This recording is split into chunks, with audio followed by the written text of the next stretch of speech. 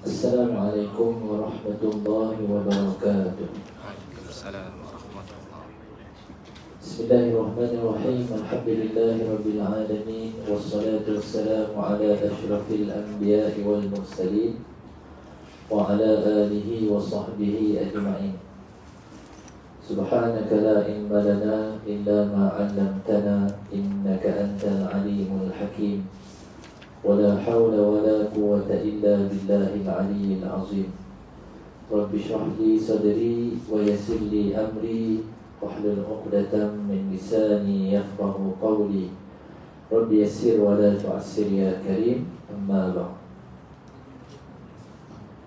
Dimulakan Tuan Imam Bilal Musi dan seluruh ahli Tuan Kuasa Surah An-Nur Pasal 3A pada Sembah Selatan.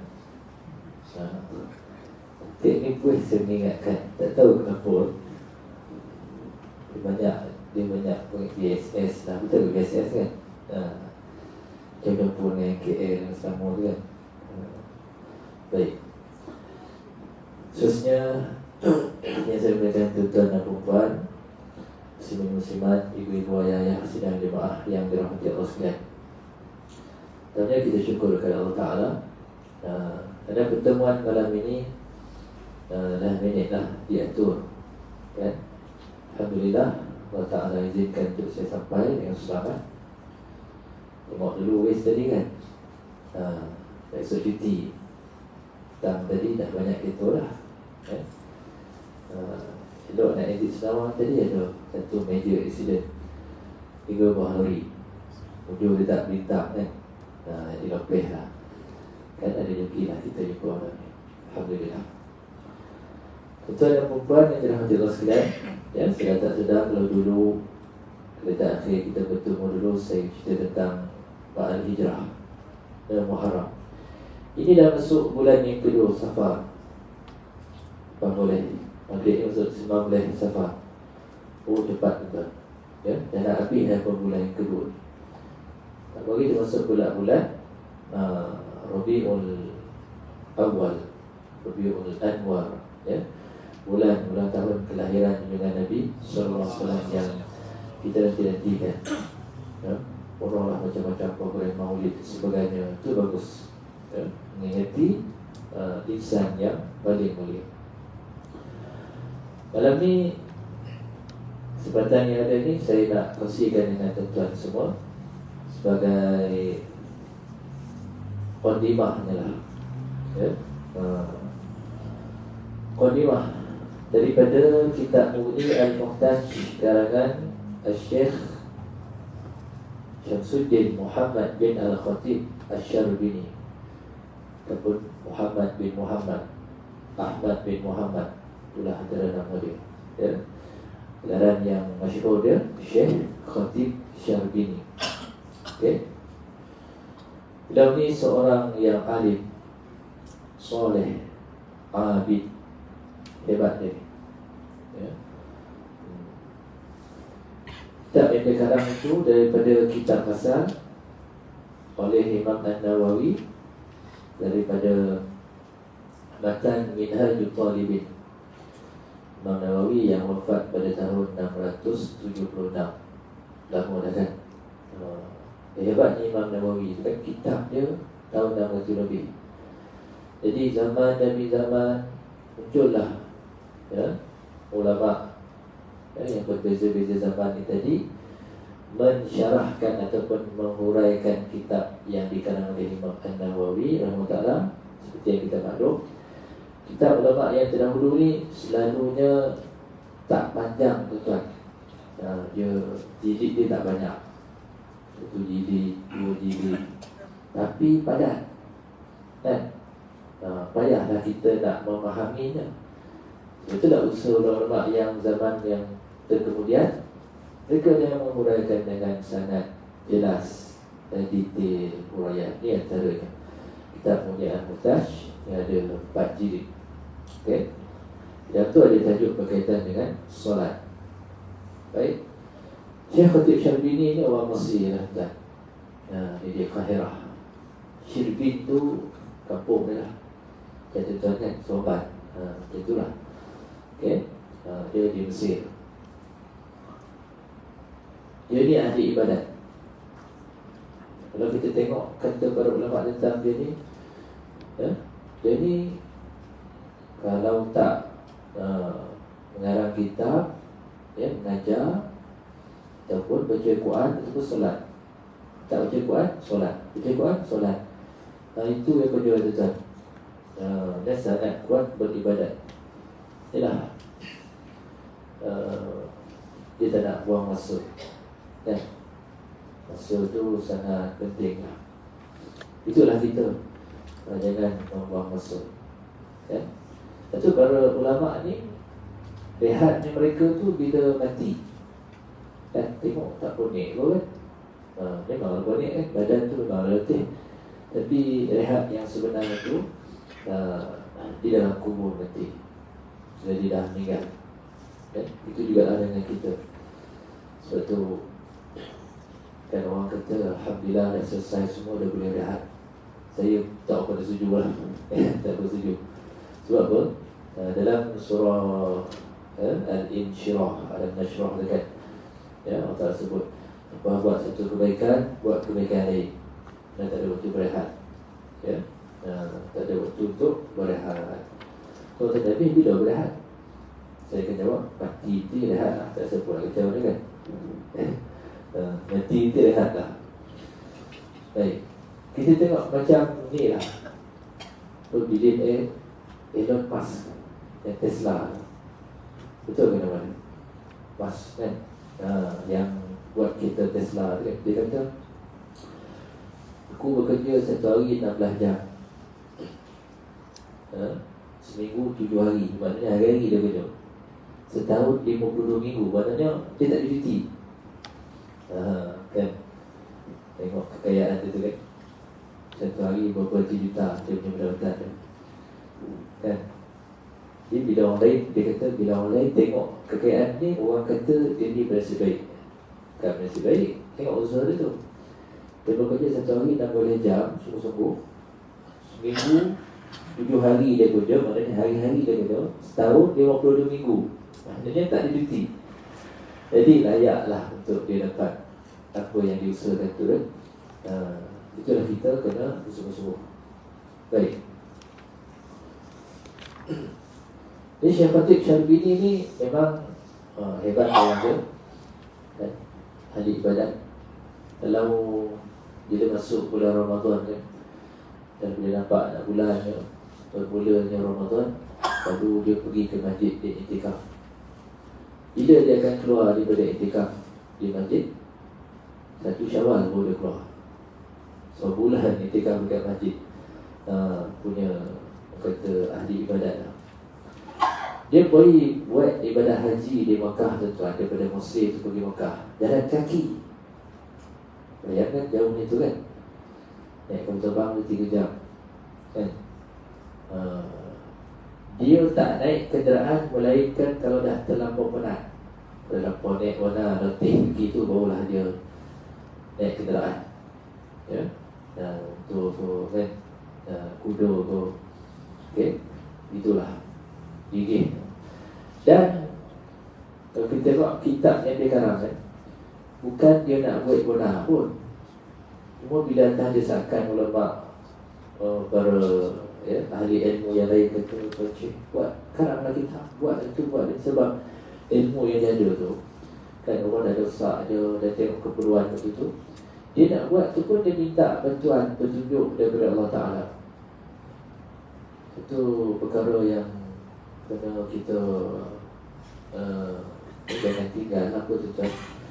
Dalam kita usahakan sesuatu tu, kena minta bantuan daripada Allah Ta'ala. Itu dia mana ulama yang terdahulu. Ya. Dan Syekh Khatib Syarbini lah, dia pergi ke makam Rasulullah SAW di Madinah Al-Munawwarah. Ya, solat istikharah dia, tak petunjuk, tak bantuan daripada Allah Ta'ala. Akhirnya Allah Ta'ala hasil daripada memohon tu tadi, dia dapatlah petanda bahawa dia kena buat. Dia balik karang kitab Itu sebab kitab dia dah ratusan tahun masih orang gunakan, bukan kita yang pakai, seluruh dunia tu tuan. Berbagi yang bermazhab Syafi'i lah kan. Tak kisah ulama dan mazhab mana baik pun, Syafi'i ke, Maliki ke, Hambali ke, Hanafi ke, kan? Ni semua ulama yang hebat-hebat dalam mazhab ni. Jadi kan, kenapa kitab-kitab karangan mereka kita guna pakai? Saya kisah dia diambil, kita ambil iktibar bentuk panduan, ya, kerana berkat, keberkatan pada mereka, ikhlasnya mereka dalam, ya, belajar, mengajar, menyampaikan. Itu yang perlu kita ada. Jadi jom kita ikhlaskan, ya, betulkan niat kita dalam, ya, buat apa sahaja kebaikan. Mudah-mudahan Allah Ta'ala terima, insya-Allah. Amin. Firman Allah Subhanahu wa Ta'ala dalam surah Al-Ankabut ayat 45. A'udzu billahi minasy syaithanir rajim. Utlu ma uhiya ilaika minal kitab wa aqimis shalah innas salata tanha 'anil fahsya'i wal munkar wa lazikrullahi akbar wallahu ya'lamu ma tasna'un. Sadaqallahul azim. Utlu, iaitu bacalah, ma uhiya ilaik, apa yang diwahyukan kepada kau, itu kepada baginda Nabi SAW, minal kitab, itu dari Al-Quran. Ya, arahan doa untuk Rasulullah baginda ni, bila dah dapat wahyu, kan, kemudian sampaikan wahyu tadi, ajarkan kepada umat baginda daripada Al-Quran. Sebab itu tuan, dalam kita nak menuntut ilmu ni, Al-Quran tu mesti nombor satu. Jangan kita terbalik. Kalau semangat nak belajar, tapi Al-Quran dia tak, dia tinggalkan. Ini rugi. Antara alasan dia malu, dah tua takkan pun nak belajar.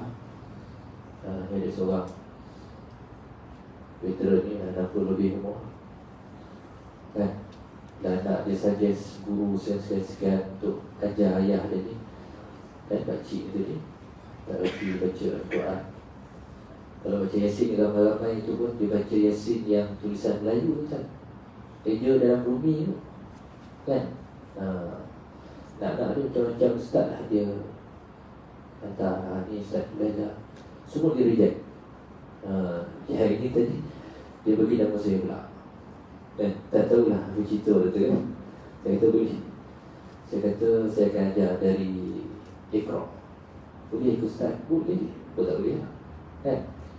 Sekarang pun ada anak murid saya yang umur 40 ke atas ni, dia boleh Iqra. Ada seorang tu, Iqra dia tak sampai beberapa bulan dah habis. Sekarang ni dah masuk surat Juz 9 dah. Dia laju, dia ni pick up tu kan. Seorang ni dia memang pick up sikit lah, laju dah. Pada Iqra online ni lah, online, ya. Yang dua orang begitu dia lambat sikit, kan, sebab umur dah banyak kan. Dia tak ada masalah, dia kata jangan malu. Semoga juga kalau itu hati kecil dia untuk belajar, kan. Kan senang kan nak ajar orang ni, bata, ya, bukan mudah tu kan. Baik. Jadi Al-Quran, dan begitulah Allah Subhanahu wa Ta'ala telah tunjukkan dekat kita. Dia bertarbiyah kekasihnya ini, Nabi Muhammad SAW, dengan bertalaki. Tengok baginda SAW itu sendiri talaki dengan Sayyiduna Jibril AS. Kod logik lah tuan, baginda lah yang paling mulia, makhluk yang paling mulia, tapi Allah Ta'ala tunjukkan dekat kita, dia ajar kekasih dia ni, kan, talaki, ada guru dia. Sebab dia kata-kata ulama, siapa yang, mana ayat tu, Siapa yang guru dia kitab, kan, maka ustazuhu kitab, lebih kurang macam itulah. Maka salah dia lebih banyak daripada betul. Saya rasa kena ubah sikit. Zaman sekarang ubah sikit ayat tu. Siapa yang guru dia, ya, Mr. Google atau YouTube, salah dia lebih banyak daripada betul. Setuju tak? Ya kan? Ada orang macam tu. Dia belajar daripada ni Syekh YouTube tadi. Tengok YouTube dia banyak, oh saya dah habis lah.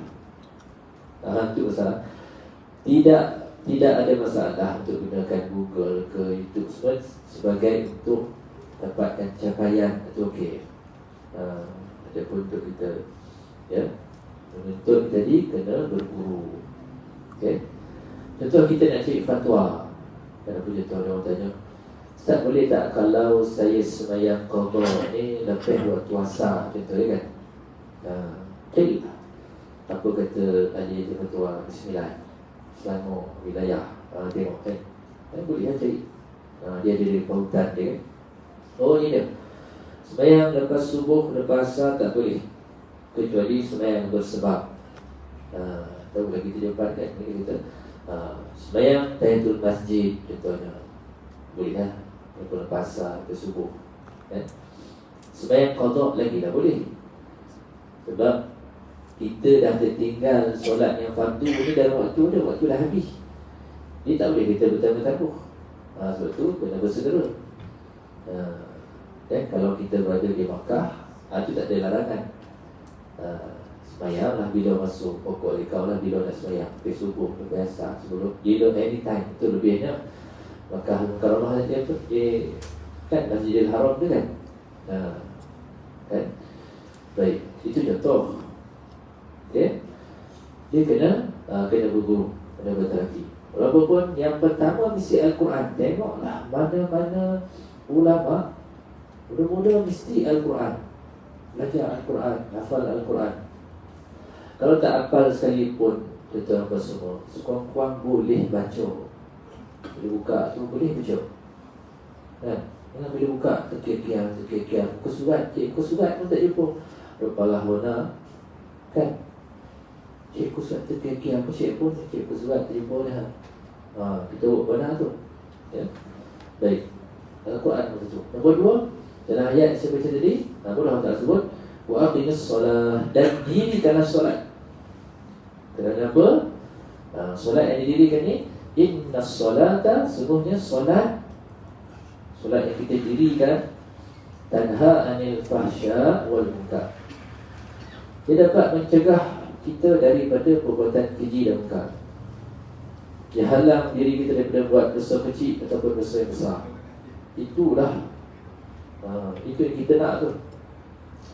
Kita tak nak jadi orang yang semayang, tapi dosa kecil, dosa besar tu selamba yang kita langgar kan? Ataupun kita tak rasa apa pun bila buat dosa. Itu masalah. Cek balik solat kita, sebab tu penting. Risau kita kan, akhir zaman ni macam-macam dah jadi kan. Dulu dah Covid, dah nak habis, maknanya dah tak ada lockdown semua ni kan.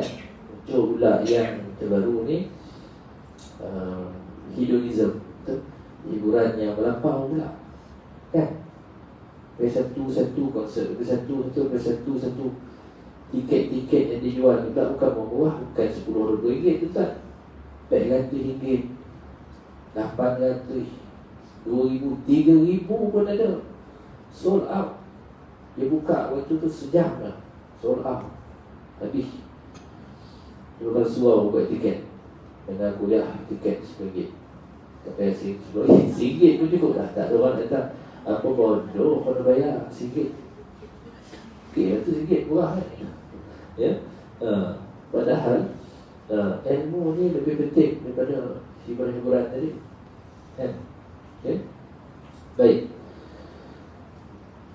Sebab tu Allah Ta'ala suruh kita dirikan solat kan.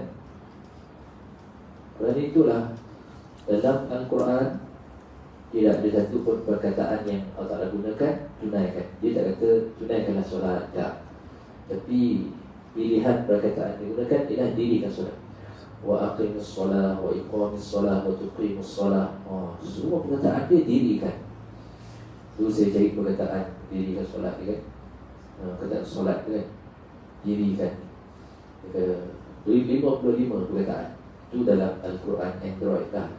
Dan search type perkataan as-solah tu.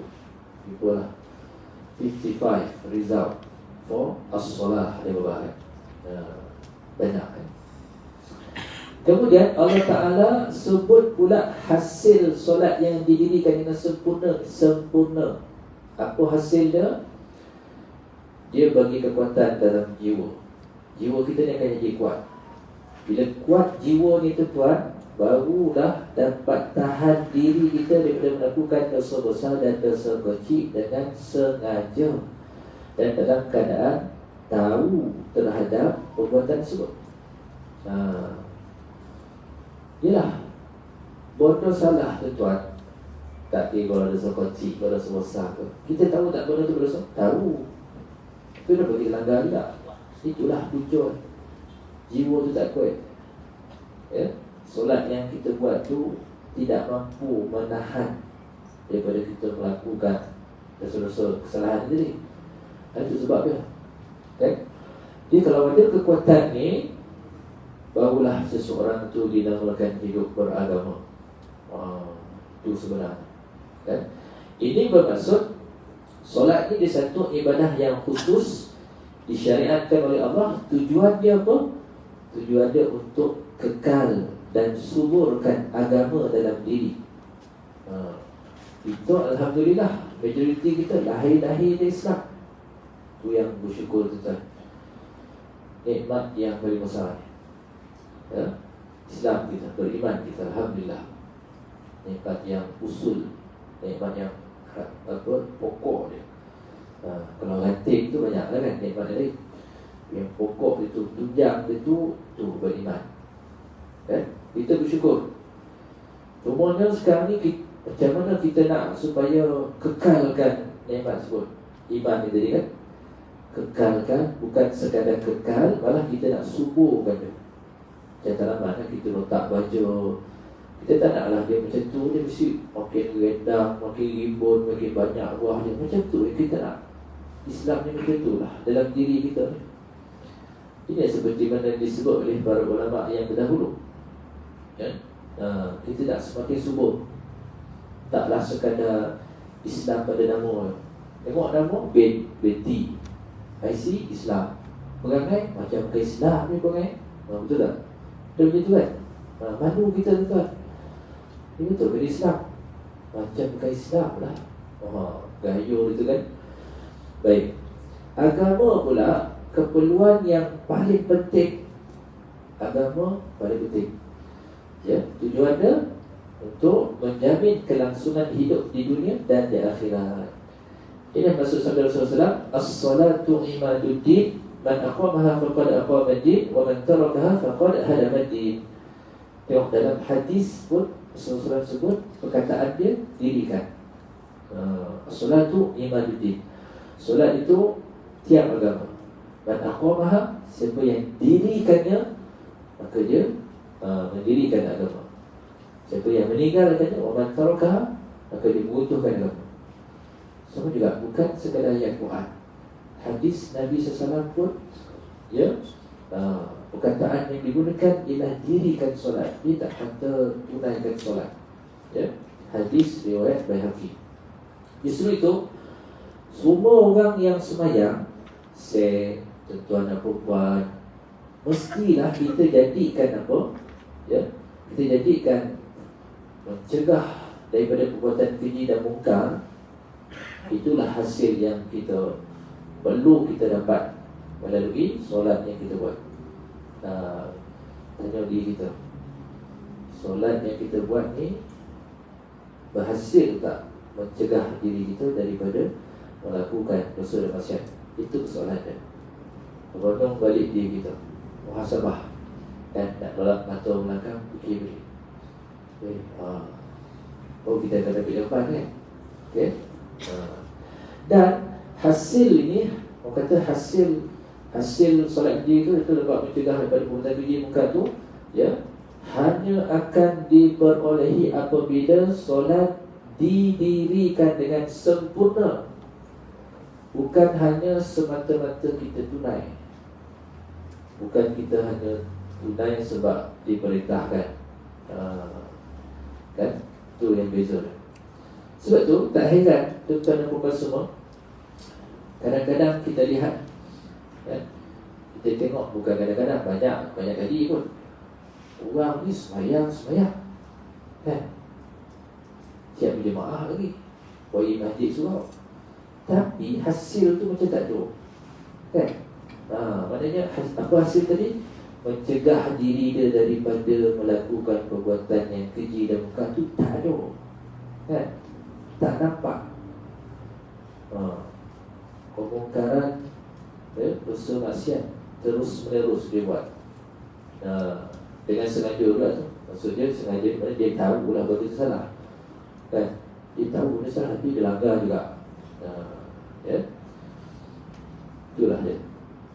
Sebab itulah solat yang kita buat ni mesti diteliti semula, sama ada ia didirikan atau hanya ditunaikan. Okay? Cek diri, tanya diri kita, selama ni yang kita buat ni, adakah sembahyang kita tu kita tunaikan ke ataupun dirikan? Kita kumpulan A ke B? Okay? Kemudian tata cara mendirikan solat dah ditetapkan. Sembahyang kita buat ni kan, dia dah ditetapkan. Bagi tujuan untuk memastikan solat itu didirikan dengan sempurna ni tadi, perlu difahami bahawa perlu kita faham solat ni ibadah khusus. Dia khusus, dia special, tuan-tuan. Disyariatkan oleh Allah Ta'ala dah syariatkan solat ni. Bersama-sama dengan tu ada panduan dan cara untuk melaksana, kan? Sebab tu sembahyang ni dia bukan bersifat ijmali ataupun dia bukan umum, ya? Bukan Allah Ta'ala suruh kita sembahyanglah kamu. Bukan dia sekadar suruh, lepas tu dia serah kita, terpulanglah kita menolak sembahyang, tak. Bukan macam tu. Dia bukan umum, kan? Pelaksanaan itu Allah Ta'ala tak serahkan dekat kita, kan? Ya, dia tak serahkan dekat kita. Kalau diserahkan kita, kita ikut suka hati kita lah, kan? Itu yang banyak berlaku tu. Itu yang banyak berlaku, kan? Supaya tengok kawan, tanya dia, kau buat macam ni siapa ajar ni? Oh dah, dia ngasuh macam ni lah. Tu jadi Dan ngasuh tu bahaya kan. Dia tak boleh ibadah ni main ngasuh. Betul-betul ibadah korban kan, semua dia boleh. Jadi kan betul. Iyo kan, tak boleh main agak-agak. Dia mesti confirm mana urat dia, apa bodoh cara dia. Dia boleh main ngasuh, tak boleh. Kan so kita melontar jamrah ni macam ni. Macam ni kan, dia tengok orang tu macam tu, tak boleh macam tu. Itu sebab kita ada kursus haji berseri 17 siri, ada pula kursus haji perdana dan sebagainya lagi, untuk bagi benda tu confirm macam ni cara dia. Dia jelas, kan? Macam itulah dengan sembahyang. Bukannya Allah tak serahkan kat kita pandai-pandai nak sembahyang macam mana keadaan, tak macam tu, kan? Tapi ramai orang yang memandai-mandai, ya, pandai-pandai dia, kan? Ya. Baik. Sebaliknya, syariat solat ni dia berbentuk tafsili ataupun terperinci atau detail lah, sangat detail. Walaupun ayat Al-Quran yang turun tu umum, memang dalam Al-Quran yang Allah Ta'ala suruh kita sembahyang, ayat dia memang umum. Tetapi siapa yang telah memperincikan, mendetailkan, ya, solat ni sendiri, itulah dia amali yang telah ditunjukkan oleh Rasulullah sallallahu alaihi wasallam. Baginda yang tunjukkan dekat sahabat, kan? Ya, lepas ditunjukkan tu, dia ajar, kan? Sahabat tanya, Nabi jawab, Nabi ajar, Nabi tunjukkan, sahabat tengok, ya, sahabat ikut, ya. Lepas dia tunjuk, dia suruh kita pula ikut amali tersebut.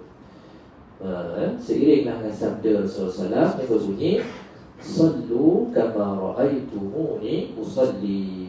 Maksudnya, hendaklah kamu solat sebagaimana kamu melihat aku solat. Ya. Dia pula tanya, bila masuk kita tengok Nabi sembahyang, Ustaz? Kau ada juga soalan macam ni kan? Bagi yang tanya tu kan.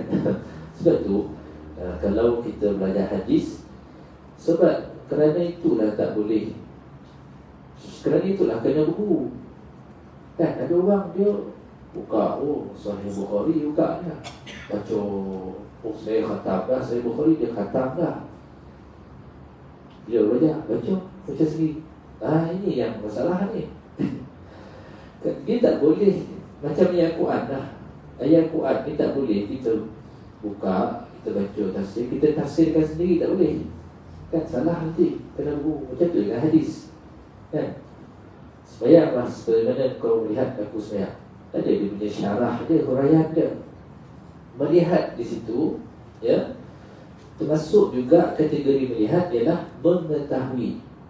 Dia kita sering sembahyanglah seperti mana kamu mengetahui macam mana cara aku sembahyang.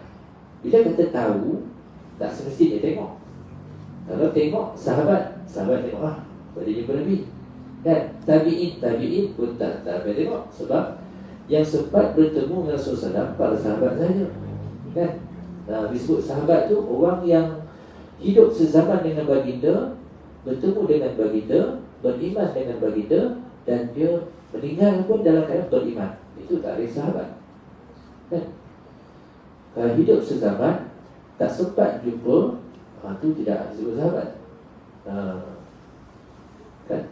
Baik. Tabi'in memang tak sempat. Dan masuklah. Dah. Syak. Kan? Sila. Pada bila? Tidak kan? Silakan. Sekejap, bagi laluan ada. Rehat ketika untuk bagi laluan boleh bilang kita pasal syak. Besyak kita sambung boleh.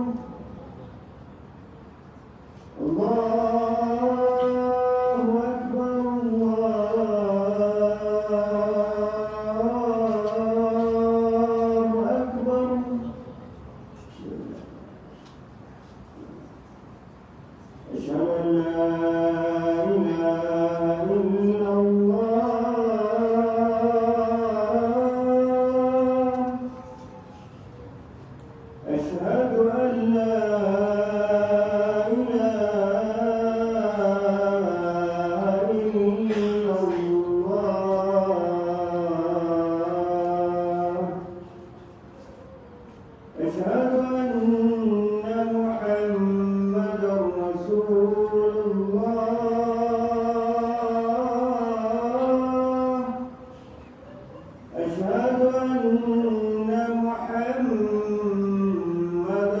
رسول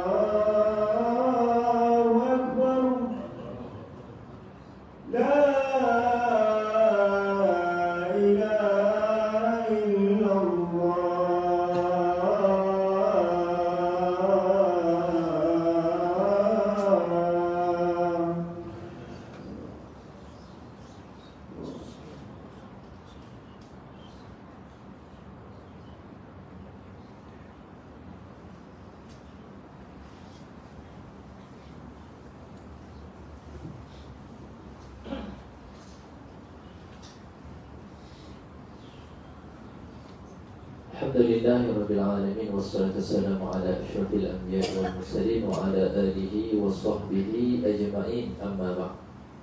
Semua muslimat dirahmati Allah sekalian.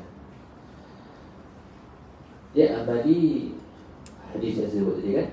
Sebab tu bukan sekadar melihat.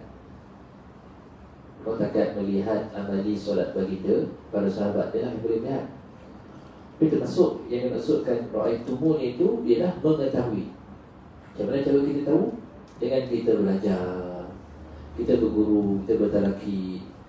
Sahabat tengok, kemudian sahabat sampaikan pula, tunjukkan pula, ajar pula dekat tabi'in. Tabi'in kepada tabi'in. Sambung sehinggalah kepada kita hari ini. Okay, itu kaedah dia. Amali solat baginda ni dipandu dengan wahyu daripada Allah Ta'ala. Dia termasuklah dalam solat itu, dia ada perbuatan dia dalam solat. Ya, dengan berdiri, rukuk, i'tidal, sujud, itu perbuatan itu. Kemudian kedua, bacaan. Apa yang nak dibaca oleh sembahyang? Kasutnya je kan. Dan yang ketiga, cara menjaga khusyuk di dalam solat. Jadi amali ataupun praktikal baginda inilah yang menjadi piawai dia. Tanda aras dia. Itulah bagi pelaksanaan solat umat Islam daripada dulu sampailah kiamat, sampai akhir zaman. Okay? Dan amali baginda sallallahu alaihi wasallam disaksikan oleh para sahabat radhiyallahu anhum. Sebab itu para sahabat ni meriwayatkan hadis yang banyak mengenai amali solat Rasulullah SAW. Lalu hadis-hadis itu dikumpulkan oleh tabi'in dan ulama yang ada autoriti di dalam mentafsir dan memahami hadis-hadis tersebut. Orang huraikan pula dalam bentuk tulisan di dalam kitab-kitab karangan mereka. Tengok, ambil contoh Sahih Bukhari. Sahih Bukhari ni kitab yang paling benar selepas Al-Quran. Oh, dahsyat. Imam Bukhari setiap kali dia nak tulis hadis ni, dia akan mandi sunat, bersih-bersih, solat sunat, minta petunjuk bantuan daripada Allah Ta'ala, baru dia tulis. Dahsyat. Memang berkat lah. Sebab tu Sahih Bukhari tu, ya, kata ulama, kitab yang paling sahih, paling benar selepas Al-Quran. Itu dia. Okay. Itulah susah payah mereka ni menghuraikan dalam bentuk tulisan dalam kitab karangan mereka. Dan seperti yang saya sebut awal tadi, kitab-kitab karangan ulama yang awal-awal dulu ni, dia selalunya ringkas, padat. Dia taklah banyak jilid dia. Kemudian ulama selepas daripada zaman mereka, itu ada ulama salaf dan khalaf. Salaf ni 300 tahun selepas hijrah. Selalunya sahabat, tabi'in, tabi'in, selalunya macam itulah. Khalaf pula lebih daripada itu, 300 dan ke atas. Itu ulama khalaf. Okay? Secara umumnya lah, dia orang ni lah yang usaha, bersusah payah, bersekam mata, susah payah dia huraikan dengan terperinci, dan berhabis harta untuk mempelajari sebagainya, ya? Habis masa, habis tenaga, kan? Sehinggalah, ya, mudah difaham oleh generasi kemudian, kita lah yang kemudian ni. Dan sebab itu ulama yang mutaakhirin ni, kan, yang makin ke belakang ni, dia punya kitab dia memang terperinci, banyak jilid dia, baik jilid 10 jilid, 20 jilid, banyak jilid, 25 jilid. Sebab nak bagi faham perincian dia. Dan antara kitab yang sampai dekat kita ialah karangan Syekh Khatib Syarbini yang saya akan gunakan ini. Kitab Mughni Muhtaj ila Ma'rifati Ma'anil Minhaj. Ni huraian Syekh Khatib Syarbini mengarang kitab ni daripada kitab asal Matan Minhajul Talibin karangan Imam An-Nawawi rahimahullah ta'ala. Hebat kata Imam Nawawi tahun 600 lebih. Itu dah 1400. Tolak ke tak? Lebih kurang 800 tahun Kapan Nabi tahu usia kitab tu? Orang Islam pakai sampai hari ni. Ini dah jariah hadis tu kan. Walaupun umur dia pendek, tetapi dia punya pahala dia tu, kata pahala dia mengalir kan. Kita tak karangan dia. Orang bunuh pakai beramal pula. Ui, dahsyat. Kayu lah. Dari segi pahala tu, jariah tu memang dia orang kayu lah. Apa risiko kita tidak mengikut cara solat yang telah ditetapkan? Solat yang tunjukkan, dipersembahkan kepada kita. Dia bagi Nabi SAW. Ya?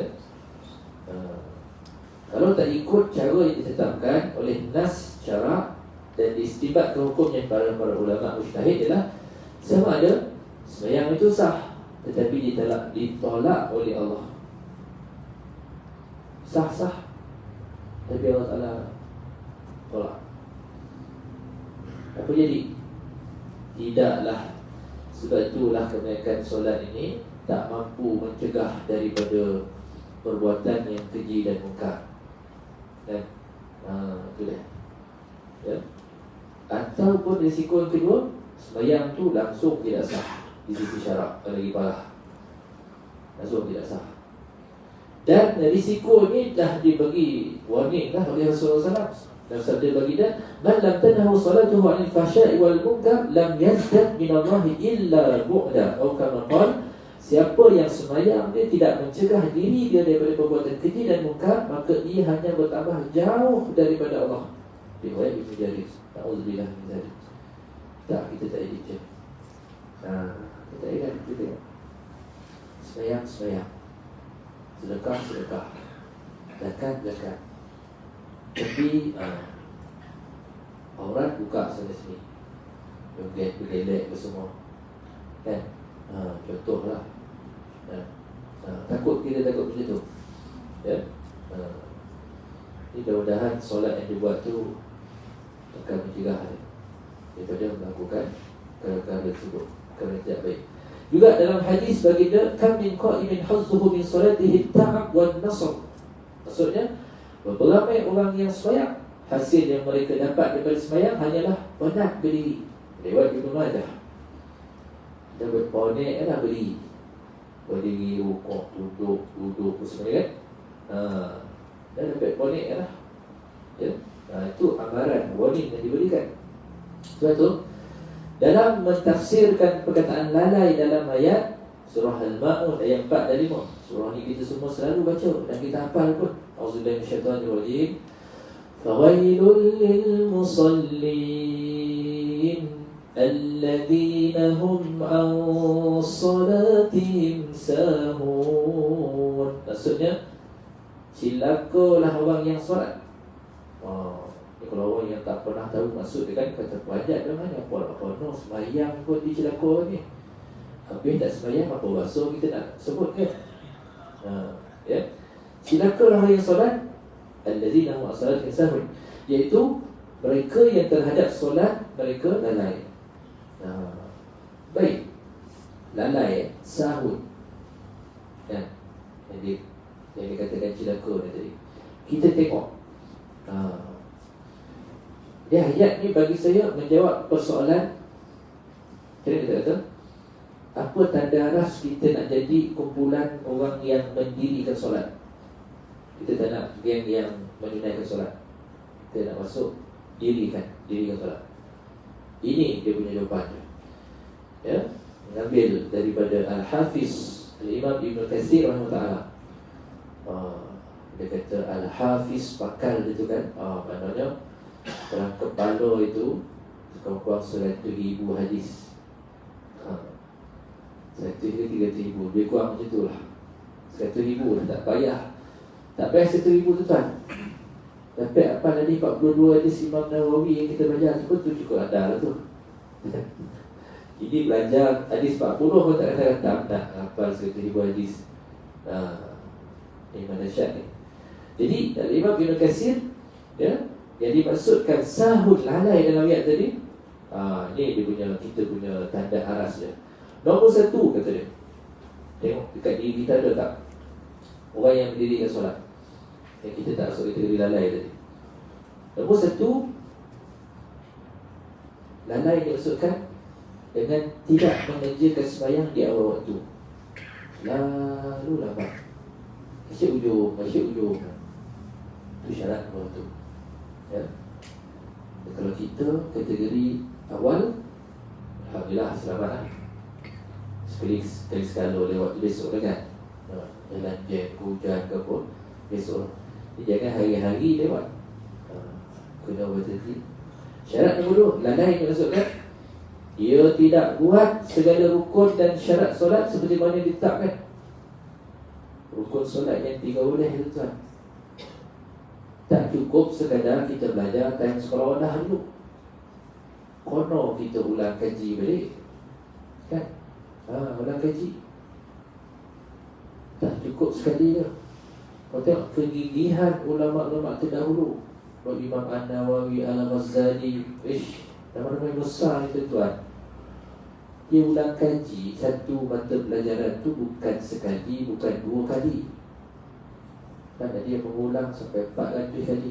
Ada kalangan mereka yang mengulang kaji Sahih Bukhari. Kalangan Imam Bukhari itu 700 kali. Ada yang ulang sampai 1000 kali ulang. Wih, dahsyat. Ya? Dia ulang tu tahap orang kata dia ni macam mesin Protestan lah. Belajar aja ingat. Beza dengan kita ni kan, belajar berpuluh kali asyik lupa. Itu lebah gitu. Dia ni yang macam mesin Protestan ni, dia ulang banyak kali, beribu-ribu kali. Kita pula yang sikit. Lepas tu tak ada masalah kalau ulang kaji banyak kali. Bagus kan. Kita ambil belajar kat surau masjid. Kadang kan dah khatam kitab tu, lagi nak ustaz lain ajar kitab tajuk sama. Kitab ni dah khatam ke ustaz? Macam tu pula dulu. Tak boleh ulang kan? Ulang banyak kali ya? Cuma ada pembahagian lah. Ustaz ni dia fiqah, ini tauhid, ini hadis, ini Al-Quran. Nak mesti bela nak benda tu kan? Okay? Itu syarat yang kedua. Semua rukun dan syarat solat sebenarnya tetap. Rukun yang 13 itu khususnya. Rukun yang 13 kena jaga. Nanti kita belajar lagi lah secara detail kan. Ni kita takut sebab kita ambil contoh surah Fatihah. Rukun yang keempat, surah Fatihah kan? Nampak simple 7 ayat Fatihah kan. Kalau seperti mana disebut oleh Syekh Khadir Syarbini dalam kitab dia, dalam surah Fatihah ni dia kata ada 14 tanda sabtu. Sekiranya satu tanda sabtu itu tidak dibaca, itu akan merosak atau mencacatkan surah Fatihah tersebut. Bila rosak surah Fatihah, maka rosaklah rukun keempat. Bila rosak rukun, kurang satu rukun. Kurang satu rukun, tidak sah sembahyang. Itu contoh. Okay? Itu yang kedua. Jadi kita kena pastikan segala rukun dan syarat solat ni kita memang tahu kan. Yang ketiga, lalai dengan tidak menjaga khusyuk dalam solat. Tak khusyuk, tengah sembahyang kepala fikir lain. Itu biasa jadi tu kan. Tengah sembahyang syak sekejap lagi kepala fikir esok nak pergi mana ni, Jumaat ni di Kebadan Highland solat bila. Ya. Cik strawberry contoh lah. Ataupun nak asuh macam-macam lah program. Tengah sembahyang ada orang boleh susun jadual pula sembahyang. Betul tak? Kolak tu macam mana buat. Tengah sembahyang dipikir, so Jumaat orang program sini, Sabtu dia pergi kahwin dekat Omek satu, dekat Shah Alam satu, Ahad free sikit. Oh boleh lah jalan-jalan. Dia boleh susun jadual atas sembahyang. Malah macam jadi itu tidak khusyuk. Di sembahyang tu, itu bila masuk masjid surau, tinggalkan tu hidupnya. Maknanya jangan fikir, lupakan sembahyang. Kejap je, dah habis sembahyang, dah fikir-fikir benar lah kan? Okey. Yang itu ketiga, tidak khusyuk. Jadi kadang-kadang ada faktor luar menyebabkan khusyuk kan? Dua bulan boleh, waktu saya jadi imam di Shah Alam, surau saya pergi itu surau lama. Selalunya sembahyang 3 atas 4 surau ni sebelum dia renovate. Sekali itu saya sembahyang salah imam. Dan tengah sujud ni tuan, tiba-tiba telefon, handphone jemaah baris yang pertama berbunyi. Lagu yang keluar pada waktu lagu orang kampung kita. Kojolobak, kojolobu, kojolobak, kojolobu. Tuai padi antara masak. Apa perasaan saya imam tu? Oh Allah. Tengah sujud tu rasa macam nak macam nak shuffle pun ada kan. Oh jadi ini mengganggu, bukan sekadar mengganggu jemaah. Dengan imam diganggu kalah tu. Sedangkan setiap kali semua sembahyang, imam dah sebut dah, luruskan saf, rapatkan saf, silent atau offkan telefon. Bosan dah? Tak, ditutup juga. Kalau lagu dia kering-kering, itu besoklah. Tak terganggu sangat. Ini siap dengan lagu lagi, full volume tu tak? Parah, memang parah tu. Saya jadi kan? Jadi nak marah kan? Kan tengok orang tua pula. Kadang saya tanya oleh masa, apa tak silent? Saya tak roti, tak tahu mana hutang Ustaz. Tuhan juga, kau nak tunjuk cengnya cara dia. Ni nampak tepi ni kan, tokan lama-lama sampai dia padam. Tak boleh. Oh canggih, dia punya canggih. Zaman sekarang tak ada tekanan lama dah. Dia kena slide sini, touch dekat atas tu. Oh macam tu pula cara kan. Itu yang dia tak tahu. Saya kata tak payahlah bawa telefon, tinggal dalam kereta kejap. Macam tu kan. Syarat yang keempat, lalai dengan tidak merenung makna bacaan solat. Okey. Ni 4 syarat ni. Kita ada 4 syarat ni, maka kita termasuk kategori orang yang berdiri solat. Maksudnya, semua perkataan yang kita baca dalam sembahyang daripada mula sampai habis tuan, mesti kita renung maksud. Bagi saya, syarat yang keempat ni akan membantu khusyuk dalam solat. Syarat ketiga ni, mana taknya? Pada mula kita sembahyang kan, pada niat tu kan, betul, tak boleh Allahu Akbar. Waktu kita sebut Allahu Akbar tu, fikiran kita Allah Maha Besar. Kita dah bayangkan kita ni menyembah raja segala raja. Ibarat memang Tuhan kita tak nampak Tuhan, tapi ibarat macam dia ada depan kita. Macam mana orang kita punya perasaan tu, jangan mana ini Tuhan ni kan, walaupun kita tak nampak ya. Itu dah. Jadi betul Allahu Akbar kabira. Tahu maksudnya kan? Wajjahtu wajhiya lillazi, ku hadapkan wajahku kan, ya? Pada Tuhan yang menciptakan langit dan bumi kan. Inna solati, sungguhnya solatku ya, inna solati wa nusuki, ibadatku, wa mahyaya, hidupku, wa mamati, matiku, kerana Allah Ta'ala. Mulut sebut, fikiran kita bayangkan, merenung maksud tu. Apa jadi kan? Khusyuk lah. Tak ada kepala ni mengingat kan pasal gulai wamak silaki, bawang dah habis, telur pun dah habis, dah boleh kan, kodai buka lagi. Tak ada ingat benda lain tadi. Itu dia punya, bagi saya antara rahsia dia lah kan. Tengah rukuk contohnya, Subhanarabbiyal Azim, sambil mulut kita baca, tapi fikiran kita Maha Suci Allah dan Maha Agung, segala puji bagi dia. Tak sopek ingat benda lain. Kalau kita baru nak masuk tu, itu dia punya, bagi saya antara rahsia lah kan. Sampailah kita bagi salam, itu yang salam-salam, habis lah, apa jawab dah. Dia pun buat lah sebenarnya sunnah, tambah lagi, sebab tak boleh tadi kan. 4 syarat tadi. Kalau ada 4 syarat ni, itulah kategori orang yang mendirikan solat. Sembahyang dia awal waktu, dia buat semua rukun sembahyang itu dengan sempurna, khusyuk dia dalam sembahyang, dan dia merenung makna. Cuma syarat yang keempat merenung makna ni, bila kita buat sedikit kajian, hasil daftar kajian tu menunjukkan rata-rata jawapan dia kata macam ni, memanglah saya tak tahu apa maksud. Saya bukan belajar bahasa Arab, saya bukan ustaz, saya bukan sekolah agama. Ini jawapan standard. Bagi saya itu bukan alasan. Bukan alasan. Sebab apa tuan? Itu sembahyang katalah daripada umur 10 tahun sampai umur 60, 50 tahun sembahyang. Dalam rukuk contoh, apa zikir yang kita baca? Subhanarabbiyal Azim, Subhana Rabbiyal Azim. Baik perkataan tuan. 50 tahun baik perkataan, takkan tak pernah kita usul untuk tahu makna apa makna kan? tahu pernah kan? Kenapa? Soalannya kenapa kita tak usaha, tak ada effort kita untuk tahu? Itulah kerana kalau kita usaha untuk kita tahu, mungkin orang akan kata apa yang dia dapat kan, apa yang dia dapat. Kita ni selalu nak buat sesuatu tu mesti ada ganjaran. Itu salah.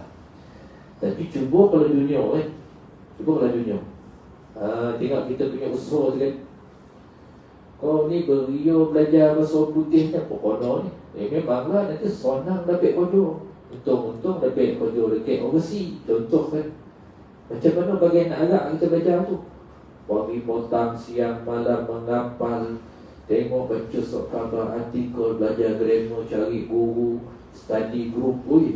Bagi anak Arab dah dapat siap boleh cakap orang putih, menulis dengan baik, orang putih pun kalah kan. Sebab kita tahu pelajaran dia, ini international language. So pergi mana-mana kita senang dapat kodoh. Itu dah. Bila sebenarnya dia aku tahu maksudnya apa dia dapat. Macam tu dia punya fikiran tu, dia kena pecah kan. Ya, kena buang. Okey. Baik. Ini 4 syarat tadi. Kalau ada 4 syarat, maka kita jadi orang yang mendirikan solat.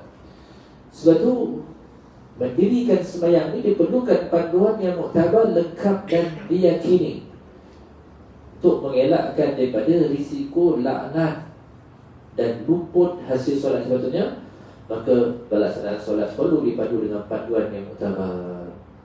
Tujuan itulah ya kitab Mughni Al-Muhtaj, yang satu bab khas tentang sifat solat, dijadikan rujukan bagi orang yang nak menjadikan diri dia kategori orang yang mendirikan solat.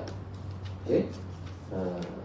Saya kira sekadar itulah dia punya mukadimah dia kan, solat ni. Semua dah itu tuan, baik 5 tahun, baik tahun dulu lah. Saya tak adalah nak mengajar kan orang tentang solat. Tapi bila kita dah belajar, dah teraki, tak guru Ustaz, kau dah ni nanti jangan lupa ajar ni masyarakat ni solat sembahyang. Saya kata tengoklah nanti macam jadi saya lebih mengajar Al-Quran kan. Tapi bila itulah dia kan, Allah Ta'ala tu mungkin dia nak dorong saya macam tu. Setiap kali pergi tempat ni, orang tanya Ustaz macam mana? Dan saya kata agak memang pernah ajar benda ni. Itu yang saya pun mula lah, sikit kan. Itulah sahaja ilmu, sedikit ilmu yang dipinjamkan. Itu pun banyak lagi yang tak tahu. Sama-sama kita kan. Mana yang tahu, saya jawab. Tak tahu, saya respon. Saya kata tak tahu saya lah, nanti saya tanya guru kan. Kita tanyalah ahli dia. Jangan tak tahu, buat tahu. Ini parahan ni senang kan. Tak tahu kita tak tahu kan, kekayaan benar kan. Baik, sekarang itu dahulu kita tangguhkan pertemuan kita pada malam ini dengan kafaratul majlis dan seterusnya. Subhanallah wa bihamdihi, la ilaha illa anta, wal 'asr, innal insana lafi khusr.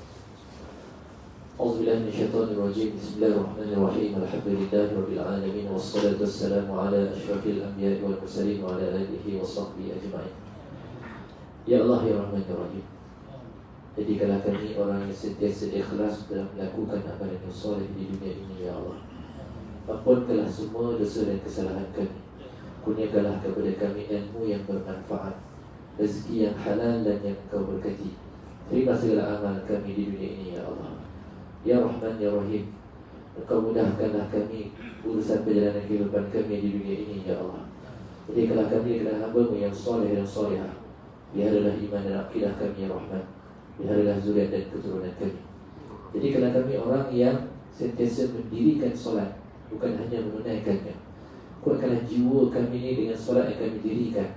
Jadikanlah solat yang kami dirikan ini dapat mencegah diri kami daripada melakukan dosa dan maksiat berterusan, kemungkaran yang berlaku. Ya Rahman, Ya Rahim, hanya Kau dululah kami mohon bantuan dan pertolongan. Bantulah kami, tolonglah kami, lindungilah diri kami, ahli keluarga kami, saudara mara kami, ahli jemaah kami di sini, Ya Allah. Sallallahu alaihi wa sallam wa ala alihi wa sahbihi ajma'in. Subhana rabbika rabbil izzati amma yasifun. Assalamu ala mursalin walhamdulillahi rabbil alamin. Taqabbalallahu minna wa minkum.